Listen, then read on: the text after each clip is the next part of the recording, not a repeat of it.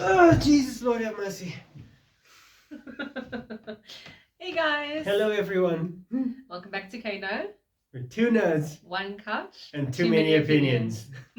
So today we're going to be talking about CGI versus practical effects, our thoughts with regards to everything. Yes, Yeah. and practical effects in my eyes will always win. Because if Yeah. you can do something practically, you don't need to spend money on guys in a room trying to make it in a virtual world and trying to make it blend, because then that doesn't, it doesn't work. Yeah, so we basically have the opinion that practical is always better. If you can do something practically, rather do that rather than using whatever programs they are using in order to achieve it, because what we've noticed 9 times out of 10, sometimes the CGI is it's not great. It's shoddy. It's the shoddy. Same It looks Marvel and the fake. shoddy ones, and now, and the later Michael Bay movies, because everybody just knows him for Transformers. Everybody forgets about everything else he did. Yeah. The later Transformers movies, you cannot watch a Transformers movie on an HD Blu-ray, ultra HD, pristine, whatever crispiness copy, because you will see everything. If you're going to watch a Transformers movie, watch it in low quality, like 720 or maybe even lower. Yeah. Because 100%. so everything blends in. Because if you watch it in HD, it doesn't blend in, and you can see everything. And obviously, like the innovation is always improving. It's getting better. The quality is getting clearer. So obviously, it's very easy for you, if you're going to look at a movie from like the 80s or the 90s or even the 2000s. It's going to look not as great as it looked back then, because we were working on 720 or 1080p and something like that. Yeah. And like now you can go to 4K, 8K even, and you can see that. But with practical effects, you can, unless you know what you're looking for, it's very difficult for you to actually see how it's brought together, whether it's hydraulics, whether it's a built suit with a system inside or anything like that. And it's honestly, we find it so super interesting when we see if there's like any special features or featurettes or anything like that, where they talk about like the creating of a movie and such.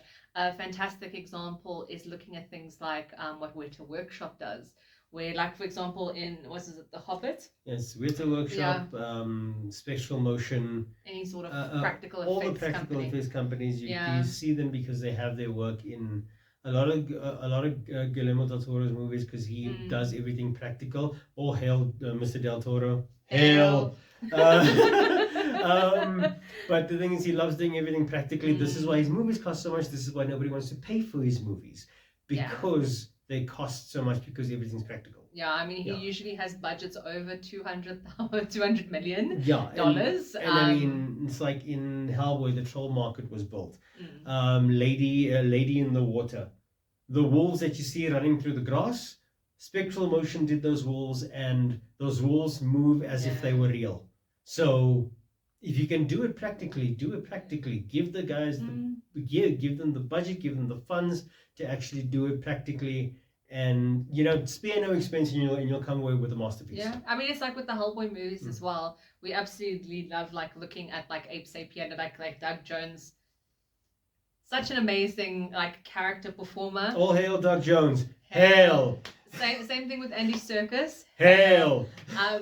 They are amazing character performers, and if you give them the opportunity to essentially like be those characters, have them dress up and everything, it adds so much to the performance, rather than trying to like CGI a head onto an animatronic body or anything like that.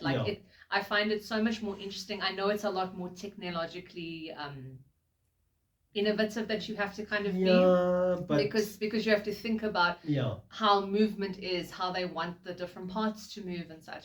But it's always so much great, and I'm still not going to say that there's not a place for CGI. Oh no, there's definitely a place for CGI. Certain things you cannot do. Yeah, no. Certain things are impossible, and which CGI makes it possible, which is great.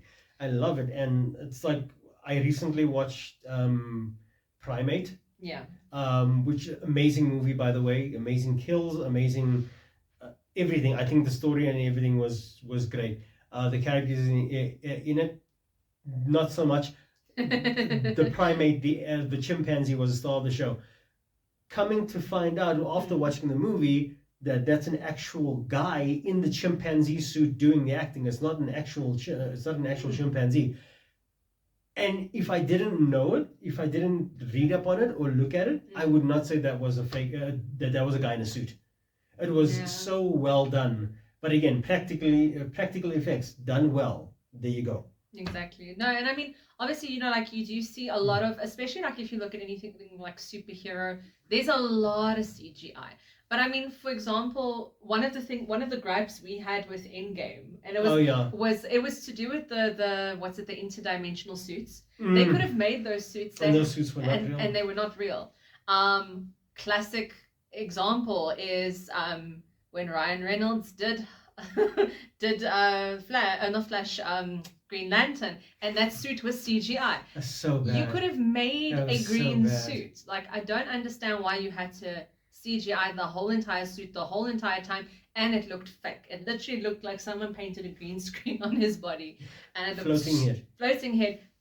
Mark Ruffalo, Infinity War. Thank you. So like, there's so many situations, but then there's amazing situations where you look at CGI and you're just like, wow, this is incredible. Yeah. What did they do and such? And I mean, a fantastic example also is whenever I see an anime movie is going to be made into a live action, there's such a market for it because people want to see it in this live action. But the problem comes in is trying to recreate something from an anime or from a manga. They can create it. Like, you have free reign almost in those kind of spaces. Play for play, you can actually make it. Not play for play. I think you can make it shot for shot. Shot for shot. Exactly how it is. But trying to like re-achieve that with actual CGI is very difficult. And also, then you get situations also where companies want to leave the CGI till last minute. And I'm sorry, I'm looking at you, Marvel, because you are that company. Leaving your CGI till like 6 weeks before opening is not going to get your CGI looking m.o.d.o.k. You mean m.o.d.o.k? from what is it? From Ant-Man and Quantumania. Yeah, couldn't even remember the name of the damn movie. Yeah, no, and I was like, he literally looked like Humpty Dumpty stretched over. It was so bad. It reminds me of like in Hellraiser when the guy's skin gets peeled off his face and gets stretched over like this wooden block. That's exactly what it reminded me of, except less gory, but ridiculous, completely ridiculous. Yeah, no. So I mean, like, at the end of the day, you can achieve all these amazing things, but just, you know, take your time. If you're going to do it, take your time. Take your time and you'll be fine. And if you can afford the budget, do practical. Yeah, definitely practical. I mean, one other example I can give is the first Teenage Mutant Ninja Turtles movies that came out. The first three. All three of them I loved. My favorite one is still Secret of the Ooze, because that's where you get Toga and Reza, and Super Shredder. And then you got the CGI one again. Sorry, I'm going to say it. Michael Bay, who is not Bay, but yeah. I'm sorry. Those they could have done the turtles practically, and it would have looked great.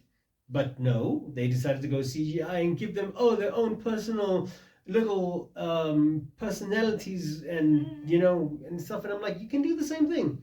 Just do it practically. Yes, the performers suffered in the suits, but it was worth it because those three movies are legendary. Precisely. Yeah, no. So I mean, like, honestly, that's our belief. Like, literally, what do you guys think? You can let us know. What do you guys think? We are practical effects through and through people. We really are. Yeah, I mean, what do you think wins over practical effects versus CGI? I mean, there is a lot of things you can do with CGI, but you could also do those exact same things practically, and they could work or they could not work. What's your opinion? Let us know in the comments, and let's have a discussion, our own little war.